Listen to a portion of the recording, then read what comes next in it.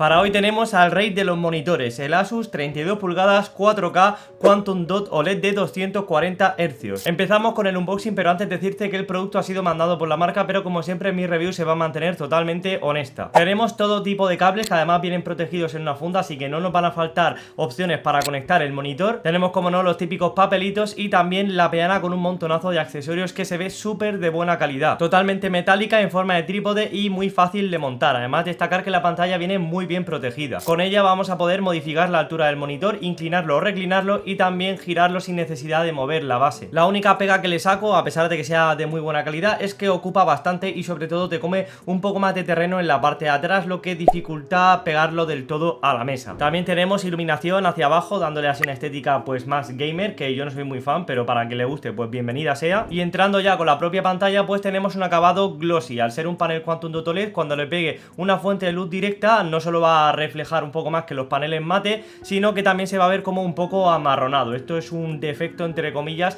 conocido de los paneles Quantum Dot OLED, así que vas a tener que colocarlo muy bien para que esto no te ocurra. En condiciones de iluminación controlada pues no vas a tener ningún problema y vas a tener los negros puros de los paneles OLED. Entrando en el apartado de los colores pues tenemos una bestialidad tanto en cobertura como volumen de gama, llegando a un 98% en DCI-P3 en cobertura, también un 95% en Adobe RGB, así que súper bien. Igualmente el tema de los colores, si queréis utilizar el monitor para trabajar tienen que estar bien calibrados y el monitor incluye un modo sRGB calibrado, que además tenemos el reporte del perfil dentro del monitor en los ajustes del OSD, bastante cómodo en vez de impreso. Y haciéndole pruebas a este modo pues he podido verificar que efectivamente el Delta E está muy bien ajustado, el Gamma 2.2 también está más o menos bien, aunque se escapa un pelín, pero la distancia al punto blanco es bastante mejorable, así como la temperatura de color, porque se ve un poco cálido. La temperatura de color por defecto viene en 6500K, pero la puedes subir dentro de los ajustes del monitor a 7500K y como vemos tampoco es que sean 7500K, se quedan más o menos en los 7000, así que bueno, tenéis que elegir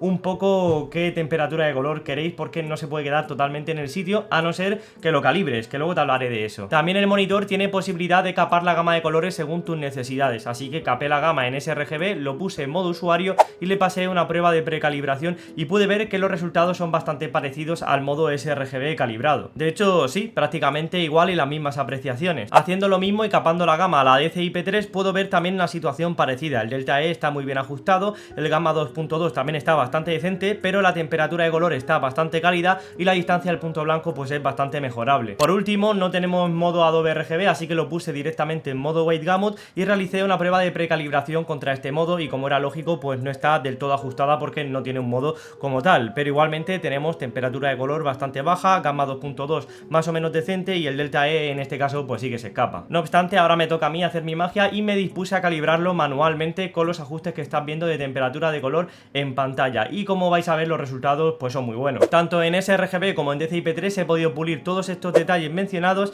y el único modo que se me escapa un poco más es el Adobe RGB, en donde el Delta E no he podido ajustarlo tan bien. Para obtener unos resultados parecidos a estos, ya que cada unidad varía en términos de precalibración, vas a tener que descargar el perfil ICC que te he dejado en el servidor de Discord y obviamente, como te he mencionado, también modificar los valores de temperatura de color que has podido ver en las diapositivas. Ahora vamos a meternos con el tema del brillo y aquí tienes que entender un poco cómo funcionan los paneles OLED en ese sentido, porque son un poco diferentes a los LCD. En paneles OLED el brillo puede cambiar sustancialmente según el tipo de contenido que estés viendo. Cuando se está representando un contenido mayoritariamente oscuro, en esas partes más brillantes de ese contenido puede reproducir mayores picos de nits. No obstante, cuando se reproduce un contenido en su globalidad más brillante, más blanco, pues el nivel de nits global pues baja sustancialmente. Esto va relacionado con el consumo del monitor y es que, por así decirlo, el monitor aprovecha que en ciertas áreas pues no está metiendo, por así decirlo, consumo cuando está negro porque están los píxeles apagados, para aprovechar y en las zonas más pequeñas meterle pues más intensidad. Pero claro, cuando todo el contenido es brillante pues no puede llegar a tales picos de nit. Esta función es lo que se conoce como ABL y normalmente no se puede desactivar en paneles OLED salvo que te metas en el menú de servicio, y esto obviamente pues anula el tema de la garantía y es, por así decirlo, una protección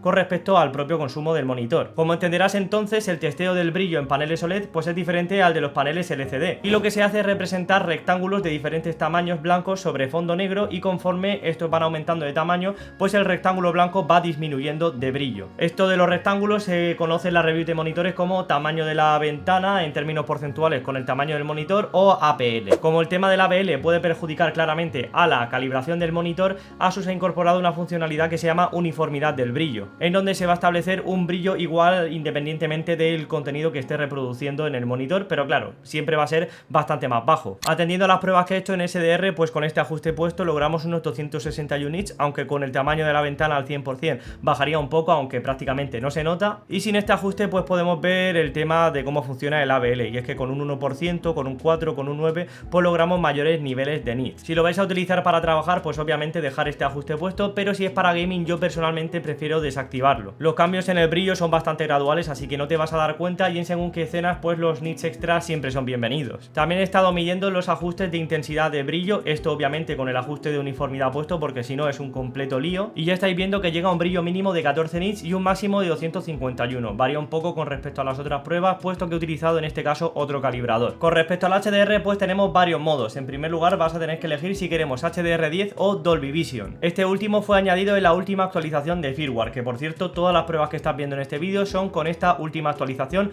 así que si este modo no te sale pues actualiza tu monitor. Dentro del ajuste de HDR10 pues tenemos diversas opciones para elegir, que si console HDR, que si gaming HDR, y bueno, tiene sus diferencias en cuanto a colores, pero sobre todo en nits. En el modo TrueBlast 400 y Dolby Vision tenemos un brillo bastante parecido al modo SDR, y en el modo gaming HDR y todos los demás pues podemos llegar a picos de brillo mayores a 1000 nits, lo cual está bastante bien. Destacar también que tanto en el modo TrueBlast 400 como Dolby Vision el brillo es un poco más uniforme, pero yo la verdad es que me quedo con los otros dos modos, me da la sensación de que se ven un poco más vistosos. Con respecto a la uniformidad del brillo, la verdad es que está bastante bien. Hay casillas que salen en amarillo, pero es porque el porcentaje de desviación es mayor a un 2%, pero realmente en términos de nits pues es muy poco. Haciéndole pruebas con el otro calibrador también vemos que la desviación tanto del color como de la luminancia pues está realmente bien. Esto es una ventaja de los paneles OLED realmente. Y ya pasando al tema de los tiempos de respuesta, pues es lo que cabría esperar, ¿vale? Tenemos unos tiempos de respuesta muy bajitos. Ya sabéis que en paneles OLED tenemos transiciones prácticamente instantáneas y bueno, este no tiene ningún tipo de problema. También tenemos el típico modo de Asus ELMB, que básicamente es un modo de Black Frame Insertion, pero este solo está disponible en 120 Hz y además no es compatible con Adaptive Sync, así que bueno, su uso es bastante situacional. No obstante, su implementación es muy buena, ya que logramos el mismo nivel de claridad que con los 240 Hz, lo cual me parece pues bastante curioso. Comparando también el UFO Test contra por ejemplo el MSI 4K de 240 Hz que ya trajimos al canal, pues no veo ningún tipo de diferencia. La verdad es que en ambos casos está muy bien. Estos paneles OLED, salvo que tengan algún problema relacionado con el firmware y tal, suelen tener muy buenos tiempos de respuesta, así que genial. También os adjunto una comparativa contra un Quantum Dot OLED de 360 Hz y como podéis ver la claridad es mayor en el de 360 Hz, pero tampoco es una diferencia abismal, pero bueno, ahí tenéis la diferencia. También le he hecho pruebas con respecto al input lag y he podido ver que si bien es bastante bajo, es un poquito mayor al de los monitores LCD que suelo traer de estos 1440p. Igualmente diferencias imperceptibles. En donde sí se sube un poco más de la cuenta es cuando lo ponemos a 60 Hz. Me ocurrió lo mismo con la review del MSI, con las mismas características, así que parece ser que es algo pues bastante común en este tipo de monitores. Varios usuarios han tenido esta duda y el soporte de Asus respondió a uno concretamente diciendo que esto era un comportamiento normal y se debe a la interpolación que puede hacer aumentar algo el input lag, así que bueno, ya lo sabéis. Con respecto al VRR pues tenemos tanto Adaptive Sync como G-Sync compatible certificado por Nvidia y AMD FreeSync Premium Pro. He probado el G-Sync compatible a través de la prueba del péndulo, la cual es bastante exigente y sí que he podido notar algunos parpadeos como en la grandísima mayoría de monitores OLED. No obstante, son menores que cuando hice la review del monitor de MSI 4K, pero también a este monitor de MSI le han sacado una actualización para mitigar el tema de los parpadeos y también ha mejorado sustancialmente, así que habría que hacer una comparativa más detallada. También tenemos el tema de la nitidez de los textos y en esta nueva generación de paneles Quantum Dot OLED pues ha mejorado muchísimo y especialmente en estos monitores 4K que tienen una densidad de píxeles tan alta no vais a notar ningún tipo de inconveniente, como sí que se puede medio notar en monitores 1440p de 27 pulgadas, así que genial en ese aspecto. Y bueno, el monitor también trae diferentes opciones de productividad, como por ejemplo un KVM o un USB-C que aparte de dar imagen carga hasta 90 vatios, eso sí lo tenemos que configurar desde los ajustes del monitor. Por defecto viene 65 vatios, pero al subirlo a 90 pues también disminuiría el brillo del monitor. Esto imagino que es porque aumenta el consumo, así que no lo subiría. Obviamente también tenemos las típicas funciones para evitar el quemado de los píxeles, como por ejemplo la limpieza de píxeles, que por defecto viene en 4 horas, pero si por ejemplo estás haciendo cualquier cosa pues no hace falta que lo hagas, simplemente cuando dejes de utilizar el monitor y se apague pues se efectuará esa limpieza. También tenemos el tema del movimiento de los píxeles. Luego tenemos muchas más funciones como la posibilidad de deshabilitar el DSC o no y también el HDMI ZEC. En general el monitor pues es bastante completo. Y con respecto al precio pues es carísimo este tipo tipo de monitores, pues es lo que hay, cuestan una barbaridad y te van a dejar la cartera bastante vacía, pero también es verdad que te estás llevando uno de los mejores monitores del mercado. Por hacer una comparativa con el MSI que ya trajimos al canal, pues como llevan el mismo panel que es fabricado por Samsung, pues tenemos unos resultados muy parecidos, pero este Asus pues trae algunas funciones adicionales, como por ejemplo el Dolby Vision. También tenemos el tema del eLMB y que el brillo en HDR pues también es mayor. Pero aquí quiero hacer una pequeña aclaración, y es que el monitor de MSI también ha recibido actualizaciones posteriores a cuando yo le hice la review, y entre ellas también se incluye mejoras en el HDR, mejoras en el VRR flickering, así que habría que comparar todo esto un poco mejor. De hecho, si queréis una comparativa más a fondo, pues ya sabéis lo que tenéis que hacer. Igualmente os diría que esta opción me parece un pelín superior porque tiene algunas cosillas extra, pero tampoco pagaría muchísimo más con respecto al MSI que te estoy mencionando. Como no, por aquí informo siempre de las mejores ofertas que haya en monitores. De hecho, me estoy planteando el tema de abrir un canal de Telegram dedicado a esto, así que si te interesa, déjamelo en los comentarios. Y esto sería, si te ha molado la review, fuerte me gusta, suscripción para más contenido de este tipo, y nos vemos en próximos vídeos o directos. Chao, chao.